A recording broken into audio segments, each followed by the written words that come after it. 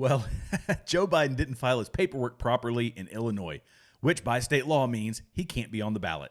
That's interesting. We'll see where that goes. We've also got some Illinois voters who are filing to have him taken off the ballot.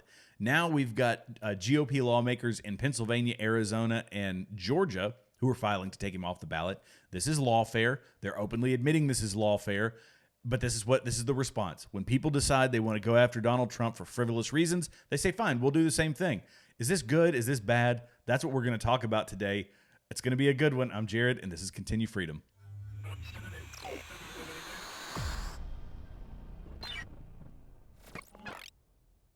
Okay, wonderful people. Welcome back to Continue Freedom.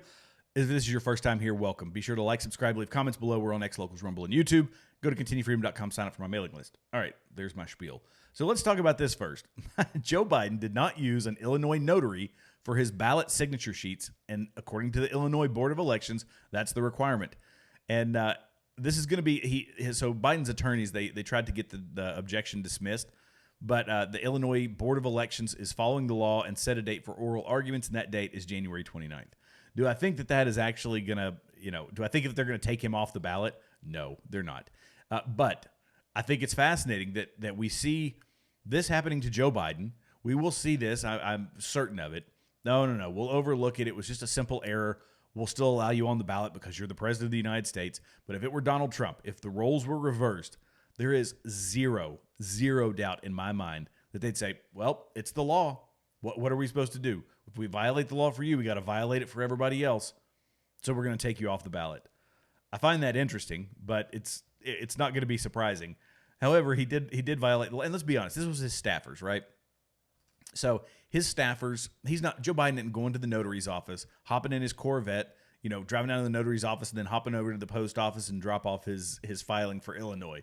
These are his staffers. People didn't pay attention to the law. There was a mistake made, and so he's not going to be booted off the ballot, unfortunately. But some Illinois voters are moving to strike him from the ballot, saying that he is ineligible.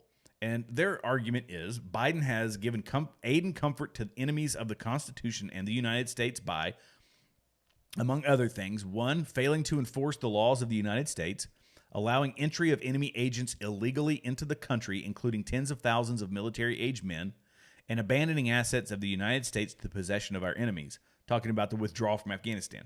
Now, I'll start with the softball first, the withdrawal from Afghanistan. That is getting pawned off on everybody else. That Joe Biden is not taking any responsibility for that. He's not going to take any responsibility for that. That was just excuse me. That was just a sloppy withdrawal from a 25-year-long war, and it is what it is. So that one doesn't have any legs. The southern border has legs, and I will tell you why. This is in my opinion. The southern border is willful, and you can't say, so it's statistically impossible with as many people that have come across that enemies of our Constitution, enemies of the people, or enemies of our country haven't come across. There's 100% guarantee that we have some Hezbollah or Al-Qaeda or some other terrorist organization come across. It's statistically impossible for that not to be the case. And when we see this administration pumping hundreds of millions of dollars into the southern border, they're giving it to NGOs, they're giving it to nonprofits, they're giving it to people who are housing, clothing, feeding, transporting, and financing all of these illegal people, and they're this whole smuggling operation going on at the southern border. You could make an argument if the Border Patrol was down there putting up concertina wire, if the Border Patrol was putting up barricades, if the Border Patrol was detaining a large number of people and sending them back, trying to quell the flow of people into this country, then you could make an argument and say, well, you know what? You can't stop them all. We're trying, but you can't stop them all. Instead, what we have is the willful and intentional and deliberate smuggling of humans into the United States of America. That is an argument that can be made. But it's one that for us, we have to adhere to the rule of law and the Constitution. It's as tough as it is for us. We have to hold ourselves to a higher standard than the Democrats. The Democrats are more than happy to use the Constitution to wipe their backside. It is a speed bump that they willfully drive over. But for us, That's where we draw the line. We cannot do things unconstitutionally. We can't violate the rule of law, because when all the dust settles from this political warfare and lawfare, somebody is going to have to be there to say, let's go back to the Constitution. Let's go back to the document that made our country great. Let's go back to the document that has guided us for 200 years. And if we start violating it, then we're opening it up for the Democrats to violate it. So we can't just start willy-nilly taking people off the ballot. But I don't believe that the lawmakers in Georgia, Pennsylvania, and Arizona believe that it actually has the legs to go the distance. They're just saying, if Biden's going to do it, if the Democrats are going to do it, then we're going to do it as well. We'll show you how absurd this is. We're not going to stand idly by and let you take over our election system, rig an election by taking the number one candidate for the other side, for the Republican side, off the ballot for frivolous reasons. But let's talk about the border too, because people say that this is women and children. And Christians, I'll be honest, Christians are culpable in this. There are many, many Christian organizations that are facilitating human smuggling, and they do it from this position of compassion. And they say, oh, I'm just helping these people. I'm just helping these poor people that are coming across the border. Amongst those poor people are thousands, tens of thousands of military-age men. This is at the southern border. Where are the women? There are none. There are no women in this group. These are men that are coming from North Africa, from the Middle East, from places that are in direct opposition to the morals and values of our country. These are people who are highly, highly likely. It's statistically impossible that of these military-age men, there aren't extremists in those crowds. It's impossible to say that there aren't any. There absolutely are. And I've said it in previous videos. When men flee, they take their families. When men go to war, they come alone. And what's the consistent message when they start interviewing these people? Do you have family? Yes. Where's your family? I left him back home. I left him back home. Why are they all coming here? This is willful human smuggling on the part of the Biden administration. So it has to go through the impeachment process. Alejandro Mayorkas, you got to start with him. The guy's got to be impeached.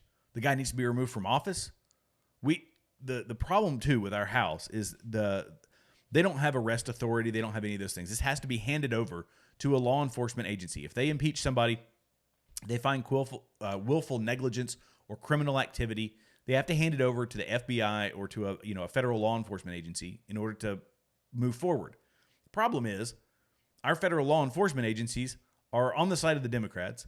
They are it's painfully obvious that they are partisan. And so we can impeach these people, but at the end of the day, nothing's actually going to happen. Nothing's going to happen to Alejandro Mayorkas. He can do this. He can wreck our country. He can destroy the security in small towns because the Biden administration, the NGOs, the nonprofits, they are shipping them into middle America. They are sending them into, I did a video not too long ago of a town in Wisconsin. It was Wisconsin or Minnesota. I forget which one. It was a town of 15,000 people, and they had 1,000 illegal immigrants that had been dropped off in their small town. That was nearly a 10% increase in their population. And they didn't have the resources to help these people. These people didn't speak the language. They had no reason to assimilate. We have no idea who they are, and they show up in small town America. And this is happening. This isn't just that one place. This is happening across the entire country. Where do you think 8 million people over the past 3 years, where do you think they're going? They're not all going to... New York's complaining about 30,000 of them. These people are getting moved into middle America. They're making it into our small towns. And the reason you don't hear about it is because the media doesn't want you to hear about it. So if you're out there and you're in one of these small towns, leave it in the comments. Let me know. Leave it in the comments. And I'll make a video and I'll go viral with it. Let me know about it. Now, one of the people that is a huge proponent of open borders. In fact, this is the reason that a lot of this is happening. It's the reason that we're having these fights over our elections is one guy. There's one guy he's not the only one, but he's one of the big players, and that's George Soros. Now, here's George Soros recently giving a speech. Check this out. The melting of the Greenland ice sheet affects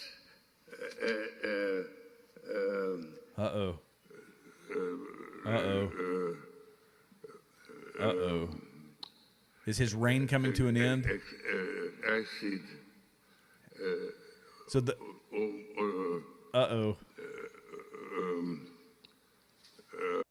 he appears to be having a stroke. Does this mean that his evil reign is coming to an end? The video goes on, and he just sits there and and I thought, okay, you want to feel sympathy for somebody, but for somebody like George Soros, I have absolutely no sympathy. But the one thing that gives me a glimmer of hope when it comes to that, because George Soros, his whole platform is no borders, completely open borders across the world. And who's going to take up the mantle for George Soros? Is it going to be his son? Listen to this blithering idiot. How society lives together civically in those contestations is obviously quite tricky. But I think that if we play too much on this disinformation card, we're taking the responsibility away from ourselves to actually create a narrative that inspires people to vote and to believe in democracy and democratic institutions. It's painful, on the institutional part, I think that we can talk about institutions as these abstract things, but institutions are also about people. And we just heard this point about untrustworthy people, and we talked about things in the United States like checks and balances, which aren't written anywhere but are customs. And one man, Donald Trump, literally came in and just took that all away. But when I see this, this guy's, if he could just put a sentence together, it would be glorious. But apparently, this is the guy who's going to take up the mantle, I guess, for George Soros. This is his son, Alexander, or Alex, I guess he goes by. And he was talking in Davos, saying that we had all this control. We had all of these things going for us. And then Donald Trump came in and swept it all away. And he did so without a modicum of eloquence. The guy was a blithering fool. But what can you expect? He's the offspring of one of the most evil men to ever walk the face of the earth, George Soros. So I don't know. I found it fascinating that that's that's kind of where we are. But they're the way that Graham Allen, or I'm sorry, it wasn't Graham Allen that posted this one. It was Cillian, a guy named Cillian. He said, George Soros appears to suffer a stroke whilst reading from a World Economic Forum script about the melting of the Greenland ice sheet and other climate nonsense. It appears the evil is starting to kill him. So it's slowly eating away at him. You can't be that evil. The devil residing in your soul for that long, eventually it's just going to overtake you. It's absolutely going to overtake you. Now, while we're on the topic of the World Economic Forum, we have to consider about the messaging around Donald Trump, the messaging around elections, the messaging around climate, the messaging around everything is controlled by an elite. And we have organizations, media outlets, alternative media, like myself, like many other people out there. We can provide an alternate viewpoint. We can all look at we have a different way of looking at the news. We're going to give our own interpretation of it. We're going to give our own, it's a new way to think about things. There's nothing wrong with that. The media hates that. And to make the point, this is Emma Tucker, and Emma Tucker is with the Wall Street Journal, and this is the way they view the media. This is how the media is supposed to be. If you go back really not that long ago, as I say, we owned the news. We were the gatekeepers, and we very much owned the facts as well. If it said it in the Wall Street Journal, the New York Times, then that was a fact. Nowadays, people can go to all sorts of different sources for the news, and they're much more questioning about what we're saying. And this is an inconvenience for them. So this is an inconvenience. She also goes, to her credit, goes on to say that we have to be more accurate with our information, but they are lamenting the days where they controlled the narrative. And because you have independent media, because you have other voices that can come out and give a different interpretation of what they're saying, can cut through the BS of what they tell us. We can cut through all the editorialization that they put into their news stories, whether it's the Wall Street Journal or the New York Times or the Washington Post. All these people are going to give you news with their absolute bent on it. Now, I'm an opinion guy. It's painfully obvious, should be painfully obvious to everybody. I'm here to give my opinion on things. And I'm going to give it from a conservative perspective. The problem is CNN, MSNBC, ABC, CBS, all of these people pitch themselves as straight down the line. Here's the facts. Get your information. And none of them, to include Fox News, none of them are like that. They have all become extremely partisan. So it causes us to go into our echo chambers, so to speak. And I love that when every now and then I will see something come out of the Washington Post, or I will see something that comes out of the New York Times. Very, very rarely, but occasionally I will see something that is legitimate reporting. And I'm like, yes, why can't we get that all the time? People would actually read this, other than for me, I read it to sit and comment about how garbage it is.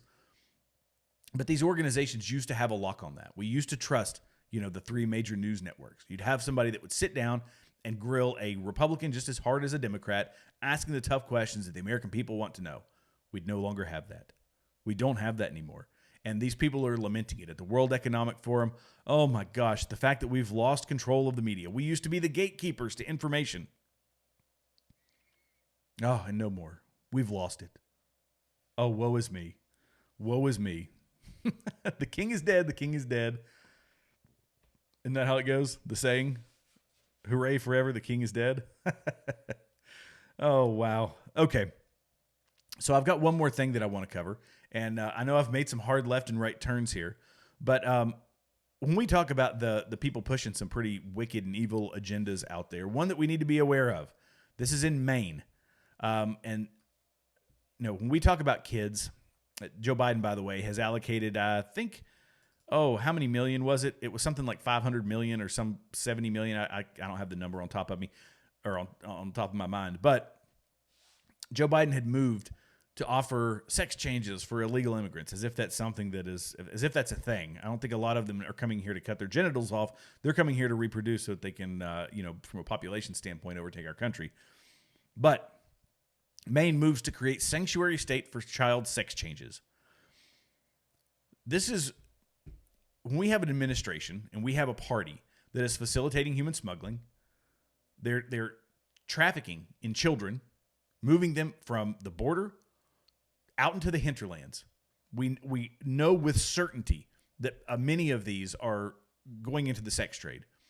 Now we have a state who's saying, we're going to willfully allow somebody to traffic a child out of another state into Maine so that they can have a child sex change, so they can cut the genitals off of a child.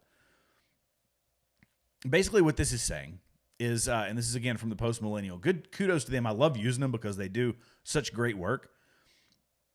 This means that, let me find it here. I just lost my place. Okay. It says that law enforcement agencies would be prohibited from knowingly making or participating in the arrest or extradition of an individual on an out-of-state warrant for violating another state's laws on bringing a child to Maine to give sex change treatments. Let me summarize that for you. If you are a parent and you have a child and you have a crazy uncle who lives in Maine, that crazy uncle can hear from your neighbor. Your neighbors call out and say, I think his uncle, would buy into this. Let's call him and say, hey, just want to let you know I'm really worried about Johnny. Johnny has been, talking about transgender stuff, about being non-binary. We're worried because the parents, your brother isn't supportive of this. So what can this crazy uncle do? He can drive into the state, pick the child up from school before the parents know, or somehow get that kid in his car and say, hey, it's me. It's Uncle Dave. I'm going to drive you you're going to come with me up into Maine. It's going to be really fun. They can take them into Maine, and the parents can say, wait, you took my kid. Issue a warrant for the guy, a kidnapping warrant. This guy can take that child up into Maine, have that child go through gender therapy, go through, hormone treatments, presumably as far as physical surgery. And when Maine police officers arrest that guy for a speeding ticket and there's a warrant for him for taking that child, all he has to say is, you can't arrest me because I did it for a child sex change. This is what sanctuary states for child sex changes. This is what this is all about. This is saying that you can kidnap a child, take them into another state, and this is already going on in Washington, Oregon, and I think California.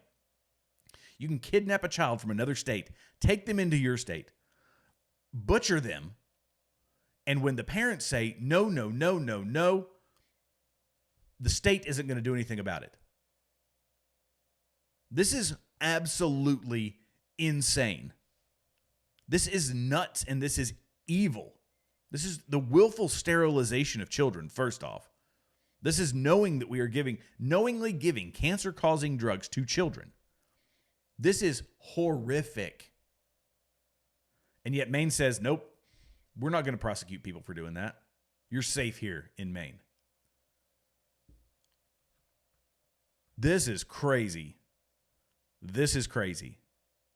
But it's the thing that we have to be aware of. We have to know that this is out there, that this is how radical these ideas are. This is how radical the ideology of the left is. That you can kidnap a child and take him into another state, give them cancer-causing drugs, and the state's not going to do anything about it. Letting other people take over your children. Wow. That's a tough one. I'm not going to end on that one. I've got one more thing I'm going to show you, and this is actually funny. I saw this. And I wish I remember who posted it, but when we talk about the people pushing these health, this is all about children's health and health and health. Which one of these health leaders? Pick your favorite health leader. America, Belgium, Canada, and Britain. There you go. This shows you how silly government is. Oh, it's meant to do so much. Wow. Well, thank you all so much for watching. I really appreciate it. Be sure to like, subscribe, leave comments below. Oh, question. And I should have put this in the middle somewhere. How do you do you think that we should be going after Biden? Do you think we should take him off the ballot? That would be my question to you all. Should we fight, deal with that type of lawfare, or should we just let it be? Should we stick to the Constitution and the rule of law, no matter how hard it may be? That's my question to you all. Thanks so much for watching, and we'll see you all in the next one.